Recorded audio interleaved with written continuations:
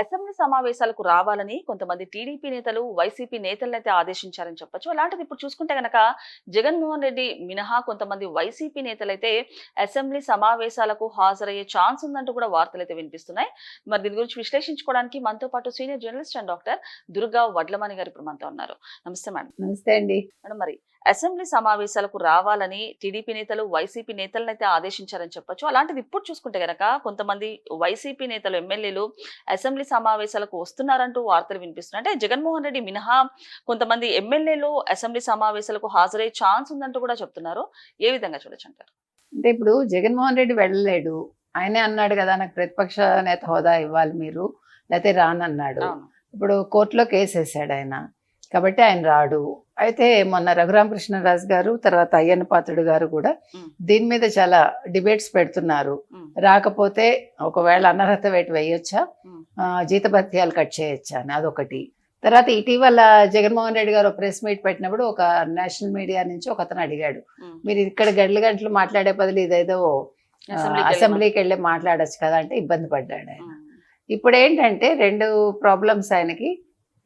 ప్రజలు అడుగుతారు, మనం ఆల్రెడీ చెప్పాం చాలాసార్లు, ఒక ఎమ్మెల్యేగా ఎన్నికయ్యాక నియోజకవర్గంలో ప్రజలు కోరుకుంటారు కదా, మన ఎమ్మెల్యే వెళ్ళాలి, అసెంబ్లీలో మన గురించి మాట్లాడాలి, మంచో చెడో చర్చించాలి అని ఆశిస్తారు.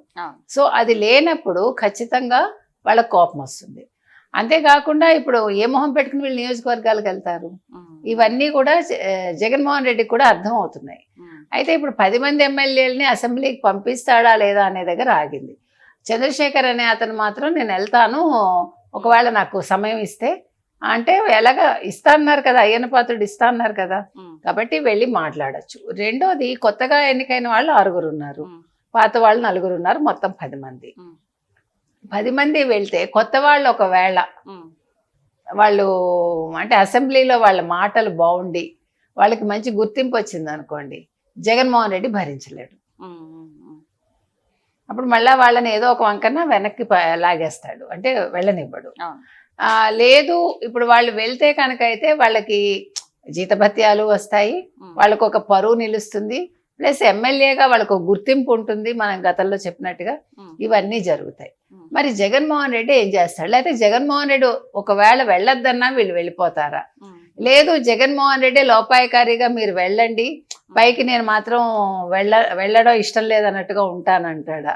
ఇప్పుడు ఎన్ని రకాల సమస్యలు అంటే జగన్మోహన్ రెడ్డికి మింగలేడు కక్కలేడు లాగా ఉంది పరిస్థితి. ఎందుకంటే ఎన్నికయ్యాక వెళ్ళి తీరాలి. వాళ్ళు చెప్పారు మీకు ఎంత సమయం ఇవ్వాలో అంత సమయం ఖచ్చితంగా ఇస్తామన్నారు. వాళ్ళు అడిగినంత సమయం ఎక్కడ ఇవ్వరు కదా అసెంబ్లీలో. అంటే ప్రతిపక్ష హోదా ఇస్తేనే తగిన సమయం ఉంటుంది, తగిన సమయం ఉంటేనే ఏమైనా చర్చలు చర్చించడానికి ఉంటుంది కదా, ఏ విధంగా రావాలంటూ కూడా ప్రశ్నించారు మేడం. ప్రశ్నిస్తాడు. మరి చంద్రబాబు నాయుడు గారిని అన్నాడు కదా, ఒక 5గురిని ఇట్లాగేస్తే మీ పరిస్థితి ఏంటని. మరి మీరు ప్రతిపక్ష నేత హోదా తెచ్చుకోవాల్సింది, ప్రజల్లోకి వెళ్ళి మీరు మాట్లాడుకుని బాబు నాకు ఓటు వేయండమ్మా అని అడగాల్సింది, అంతే కదా. మరి మీరు అలా అడుక్కోకుండా మీరు పరదాలు కట్టుకుని వై నాట్ 175 జగనే సీఎం, ఫలానా ముహూర్తంలో ఫలానా రోజు వైజాగ్లో నా ప్రమాణ స్వీకారోత్సవం ఉంటుంది రిషికొండలో అనుకున్నాడు కదా.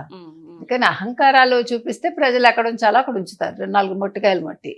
కాబట్టి ఆయన అడుక్కోవాల్సింది ఆ రోజు, మరి ప్రతిపక్ష నేత హోదా ఇవ్వండి, రావాలి అంటే నాకు 19 ఉండాలమ్మా, కొంచెం నాకు సీట్లు ఇవ్వండి అని అడగలేదు ప్రజలు. అందుకని మాకు అక్కర్లేదు నువ్వు అన్నారు. అవినీతి పనులు చేసేస్తాను నేను, ప్రజల్ని బాధిచ్చేస్తాను, 2 బట్టలు నొక్కేస్తాను, సంక్షేమాలు ఇచ్చేస్తాను, ఓట్లు వేసేయండి అంటే వాళ్ళు ఎందుకు వేస్తారు? వెయ్యరు కదా. అందుకని ఇవాళ జగన్మోహన్ రెడ్డి చేజెత్తులో చేసుకున్నది, అవినీతిలో కూరుకుపోయాడు. అందుకని ఇప్పుడు కొత్తగా చేయగలిగింది ఏమీ లేదు ఆయన. అందుకని నేను చెప్పేది ఏంటంటే, ఇప్పుడు జగన్మోహన్ రెడ్డి ఒకవేళ వెళ్ళొద్దన్నా వాళ్ళు వెళ్ళటానికి సిద్ధంగా ఉన్నారు, వెళ్ళమన్నా ఇలాగా వెళ్తారు. వెళ్ళి వాళ్ళు కొద్దిగానైనా మాట్లాడి వాళ్ళు నియోజకవర్గానికి కొంచెం వన్నె తీసుకొస్తే బాగుంటుంది. లేదంటే మరి ఏం చేస్తారో చూడాలి. ఇప్పుడు భయపడి నోరు విప్పము, జగన్మోహన్ రెడ్డి మమ్మల్ని ఏమైనా అంటాడు అనుకుంటే నష్టం వాళ్ళకి. ఎందుకంటే అవకాశం వచ్చినప్పుడు తెలివైన వాడు అవకాశాన్ని ఉపయోగించుకుంటాడు. కాబట్టి కొత్తగా ఎన్నికైన ఎమ్మెల్యేలు ఈ అవకాశాన్ని ఉపయోగించుకుని ఒకవేళ జగన్మోహన్ రెడ్డి వెళ్ళొద్దన్నా వెళ్ళాలి, వెళ్ళమన్నా వెళ్ళి వాళ్ళ నియోజకవర్గ సమస్యలు చర్చించి ఓవరాల్గా వైసీపీ స్టాండ్ ఏంటో మాట్లాడితే బాగుంటుంది. మొన్న అయ్యన్న పాత్రుడు గారు కూడా కొంచెం ఒక మాట అన్నారు మేడం. అంటే అసెంబ్లీ సమావేశాలు జరిగేవి యాక్చువల్‌గా 45 రోజులే. అలాంటిది ఆ 45 రోజుల్లో కూడా అసెంబ్లీకి రాకపోతే ఎలా? వాళ్ళ మీద చర్యలు తీసుకుంటామంటూ కూడా ఆయన చెప్పారు. యాహ్! అంతే అంతే కదా. ఇప్పుడు స్పీకర్ అనేవాళ్ళు వాళ్ళ బాధ్యత వాళ్ళు నిర్వహించాలి. హ్మ్. ఇప్పుడు ఆ ప్రతిపక్షంలో వాళ్ళు రాకపోతే పోన్లే పర్వాలేదు మనకు తెలిసిన ఎమ్మెల్యేనే అని వదిలేరు కదా. అవును. అవును. అందుకని అయ్యన్న పాత్రుడు కరెక్ట్గా ఉన్నారు, హ్మ్. రఘురామకృష్ణరాజు గారు కూడా కరెక్ట్గా ఉన్నారు. సమస్య ఎక్కడొస్తుందంటే హ్మ్. ఈ పాత ఎమ్మెల్యేలకి జగన్మోహన్ రెడ్డికి ఇప్పుడు ఏ అయ్యన్న పాత్రుడి మీద దాడి చేయించారో, ఏ రఘురామకృష్ణరాజుని ఇబ్బంది పెట్టారో, హ్మ్. ఆయన ఎదురుగుండా కూర్చుని ఆయన స్పీకర్ హోదాలో ఈయన డిప్యూటీ స్పీకర్ హోదాలో కూర్చుంటే హ్మ్. అది చూసి తట్టుకునే ధైర్యం వీళ్ళకి లేక హ్మ్. వీళ్ళు వెనకంజ వేస్తున్నారు. హ్మ్. కాబట్టి మనం చేసిన తప్పుకి హ్మ్. మనం ఎక్కడో శిక్ష ఇక్కడే అనుభవిస్తాం. హ్మ్. ఆ అనుభవించేది ఏంటి అంటే అసెంబ్లీలో అనుభవించాలి. ఓకే. కాబట్టి ఆ ధైర్యం చేస్తారా లేదా, వీళ్ళు వెళ్తారా లేదా అనేది మాత్రం చూడాలి.